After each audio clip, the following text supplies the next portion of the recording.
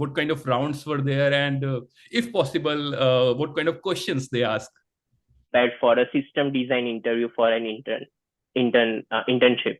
So they asked me to design a whole computer lab with all the things like OS, networking, security. So tell me about yourself. To showcase yourself, your personality, which is not present in your resume. Welcome to Towards the North 2022 YouTube channel. So today we have a very special guest with us. He's my friend Meet. Meet did recently completed masters in research based thesis, and currently Meet is working in one of the leading investment banking companies, Morgan Stanley. So Meet, thanks a lot for accepting my invite and coming to my channel. So Sure, sure. so can you tell a bit about your background and a brief introduction, kind of? Yeah, sure, sure. Thanks, Abhishek, for having me here. And yeah, so I did my bachelor's in computer engineering from Dharamsi Desai University back in India. After that, I work as a AI research intern at ISRO. Then completing my bachelor's, I joined a edtech startup in India, which was like based on Bangalore. So I worked there for 1 year. Then came to Montreal to pursue my master's in applied computer science. I started with course-based program like you, and then offered a research-based opportunity by one of the professor, and switched to thesis-based program. During the summer, I worked as a software engineer intern at Morgan, and then I collaborated with AI scientists at Ericsson for my thesis-based program for 1 year. And then after successfully defended the thesis, I joined Morgan Stanley as a software engineer. So now currently I'm working with them. Amazing. That's impressive, man. So Yeah. you mentioned you switched to thesis, right? So why don't you provide a broad overview or like brief overview of the thesis which you defended and thesis which you worked on for a long time? Yeah, sure, sure. So in at Concordia specifically, the thesis-based program is a 45 credit as of similar to course-based. So it's 29 credits for thesis and 16 credits for post. So there are like two approaches for it. When you apply while you are coming to Concordia, you need to find a professor under under whose guidance you would want to conduct your research. So if you find a professor while you are applying, that would be good. So you can directly enroll into the thesis-based program. As you come to Concordia with the course-based program, then here come find professors, communicate with them, have a meeting, show them the interest you want to work in the area of research, and then you switch to thesis-based program. So thesis-based program, once like the successful completion of it is consists of two main components. Is one is writing the thesis, and the second is a successful defense. So if one of them is not completed, you will not get a degree. So so you need to complete both the parts of it. And yeah, so that's overview of thesis what at Concordia offers. So generally, the duration of thesis-based program is 2 years, but like I feel people sometimes take much longer, and it like overflows into 3 years also. Right? Yeah, like when I started, that was one of the major reasons I was having a lot of discussion with my professor. Like my study permit was ending in 1 year when I switched to thesis based. So I had a very long n number of conversations with my professor that will I be able to complete it in 1 year? Because I contacted many past graduates of thesis based program, and they told me that you should have at least minimum 2 years to in your in your study permit to be eligible for thesis based. But like I worked like with my professor that I could make my program in 1 year. Nice. So I come, yeah, yeah. So it's not actually a specific deadline to it, 2 years. It's all about your project and how you communicate and how you work with your professor to work around. And professors are very helpful in that area. So you can talk with them. They will be helpful. Nice, nice. Thanks a Yeah. lot for that. So, honestly, do you think thesis-based masters is better than the course-based one, or like course-based one is better than thesis-based one? Because this is a question which every master student has in their mind, and even myself, I was always confused, like whether I should go for thesis one or course-based one. So, what's your idea? To be honest, I never thought I would be doing a thesis-based program at Concordia. But I found various reasons why one should do it. Like, like uh, anything has a two sides. It always have a pros and cons. So if you consider the pros, you will get scholarships from university and professor while you are doing your masters. An ability and opportunity to work on a live project with a large organization. If your professor, if your supervisor is connected with any organization for it, then you can improve your analytical skills, your writing skills, meet new people in your domain, and gain knowledge, like why people doing different research work in your domain. Like if I talk about me myself, that I get a lot of knowledge from people at Ericsson who are working in the AI field. So I would never get that chance if I'm doing a course based work, because it's just the similar courses you've done in bachelor's and you are coming here to just brush it up. So it's a very great opportunity to, if you could work in a very live project with any organization, you get a applied experience while you are studying. But at the other side, the cons could be at the start. I remember at the start of my program, I was not very clear about the requirements of the project. So by my supervisor, because they are also researchers, the professor under whom you conduct your research, they are also researchers. So the one thing I learned from it is, like, when you are researching something, it's not always that you have a clear idea or clear path where you are going forward. So that one thing, at the start, it was very frustrating for me, because I need to complete it in 1 year, and at the start, like 1 to 3 months, I was not able to get the clear understanding of the requirements. So yeah, so you need to have that finding out attitude, like figuring out attitude. So that would be one of the things. And the other would be like thesis, as you said earlier, thesis program might take a longer time compared to course-based program. So at the end of it, or like at the middle of it, sometimes you find it frustrating, because many of your friends would be graduating earlier than you, who came with you. So you will find that I need to get done with my studies and start working in the field.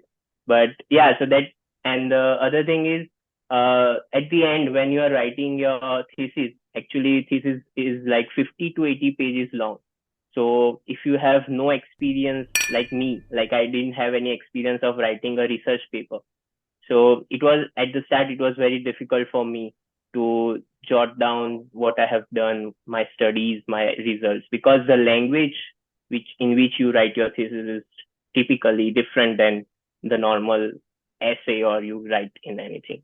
So that these are some of the disadvantages. I will not say disadvantages, but difficulties which you might face while pursuing thesis based master.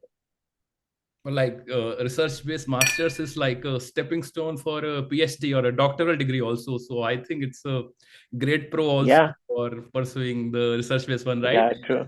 Yeah, true, true. Yeah, like if you have plans to do PhD, then it's a great way. If you don't, still you have a backup option of doing Yeah, PhD if you exactly. don't find it. So it's a win-win both sides. Yeah, I agree. So recently you have cracked one of the biggest investment bankers, Morgan Stanley. So first of all, congratulations for that. Thanks. And why don't you tell us a bit about your interview experience and like what kind of rounds were there, and if possible, what kind of questions they ask? Okay, sure, sure. So I interviewed at Morgan for my internship first. Mhm. So at Morgan, there is a different program for summer interns. It's called Summer Technology Analyst Program. So if anybody is trying to apply for summer internships for software engineering roles, you could go into summer technology analyst program. So I apply for it. I got a like I heard from them that there is two technical rounds of 45 minutes each on a same day. So the technical round consists of a, a wide variety of questions.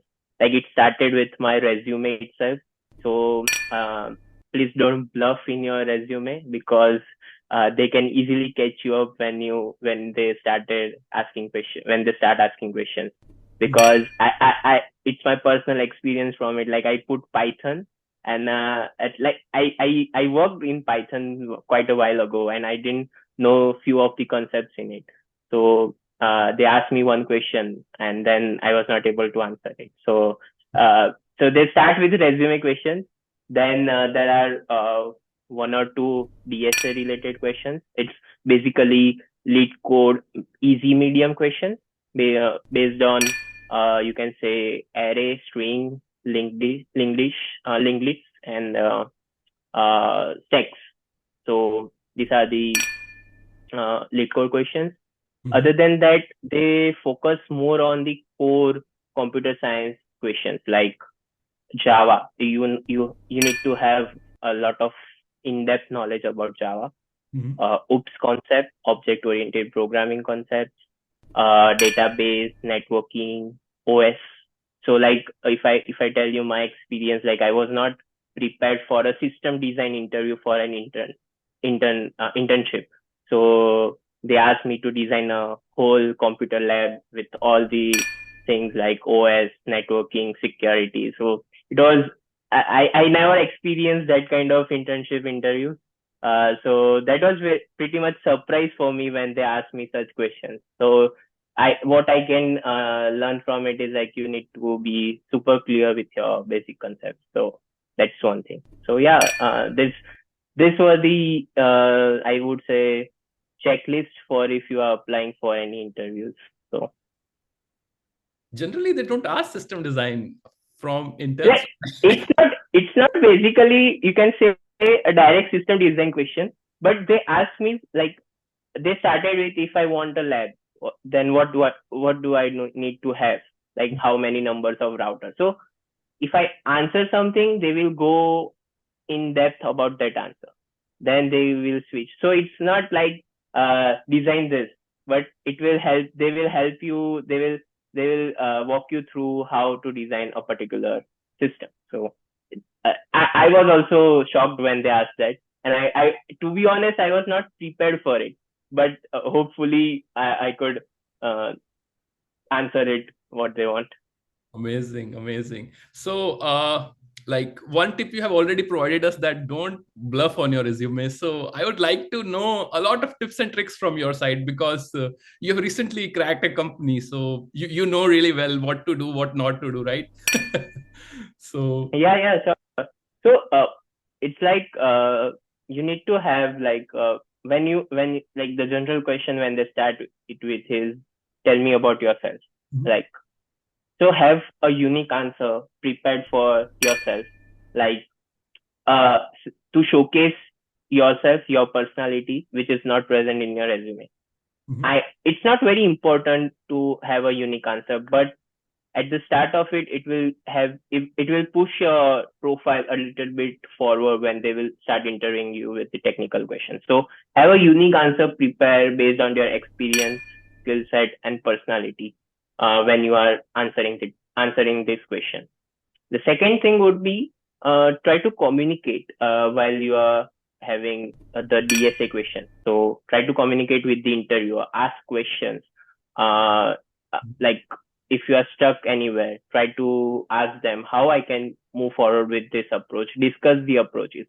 So it's very essential because they what they look for or what I have seen so far in my team also, they put a lot of importance towards communication because it's all about how you present your ideas, your thought in front of n number of people. So communicate, communication at the time of discussing the DSA equation is one of the parameters they look for.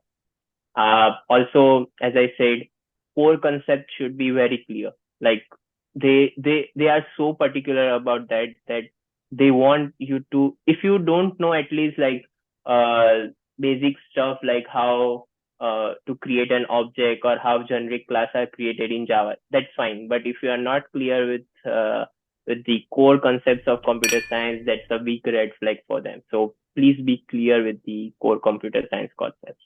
And at the end of the interview, what I personally do is in every interview is like at the end of the interview, I ask about the interviewer's experience in this company, how things, what things he likes the most about this company, what made him stick in this company, and his current work or current project he's working on, and what they are looking for in a candidate, because that will, if either if you selected or not, this will give you a understanding of what people are looking in our industry. So that's a good question. And at the end, you can ask for a personal feedback that how my interview went well. What were the, generally they don't provide actually the feedback because they will say that our team will come back with you. But if somebody might answer your question very honestly, so that could help you in the next rounds of interview. So these are some of tips, not tips, but just the experience I would like to share with people. Yeah. Nice, nice. Yeah, it's always a good idea to go prepared with a few questions about company which you are going to ask at the end of every interview, because they are going to give you 5 minutes at the end for sure, right? And they are Yeah, going to sure, ask sure. if you have any questions. So it's always a good idea. Yeah, sure. And like this shows that you have done some research about the company also. Like you are just not coming here and giving the interviews, but you are looking like you need to know the, if I talk about Morgan Stanley, then you need to know the five principles of Morgan Stanley. So like you don't need to know it, but you can in a way tell them that you know about it, so that this shows that you are interested in Morgan Stanley. You are interested in working with Morgan Stanley. So yeah. That's a like very useful and very helpful piece of advice, I would say. I'm sure like audience is going to get a lot of help from this. So Yeah, sure. so Meet, do you share some of the articles, right? Also on LinkedIn, right? I'll share your handle maybe on the video. Yeah, sure. Yeah. Like yeah, I share on LinkedIn also, and I write on Medium my articles. So it's just things I learn from resources or blogs I read sometimes when I'm free. So I just put it on LinkedIn or So Medium. people can reach you on LinkedIn or your on Medium, right? Mainly, or there is any other medium in which you are also active. On Twitter also, I recently started being active on Twitter because I was not aware about how, like, I was posting on LinkedIn, but then I came to know by one of my friends that it's also very important that, not important, it's also very good to share your knowledge on Twitter so that people can learn from it. So it's just Twitter also, not too much, but yeah. Yeah, Twitter is like a gold mine. If you are actually want really quality resource, I would say. I have like recently created account on Twitter also. So I also So think the same. Yeah, Twitter is amazing if you like the quality content. So yeah. how do you find that content? Like, what do you do for like finding that quality content on Twitter? Because in LinkedIn we can easily find on the search the tags and everything. So how do you find on Twitter? So let's say you are interested in a particular topic. Like for me, it's let's say stocks. So Okay, you like first of all type in the stocks word there. So okay, okay. it So yeah. shows some relevant links. And also like Okay, okay. let's say you have some group of 4 or 5 friends, right? And they will tell that that guy puts really good analysis of stocks on Twitter. So you start following that guy. It's like that for me. Yeah, yeah. Okay, that's great. I need to start looking into it. Yep.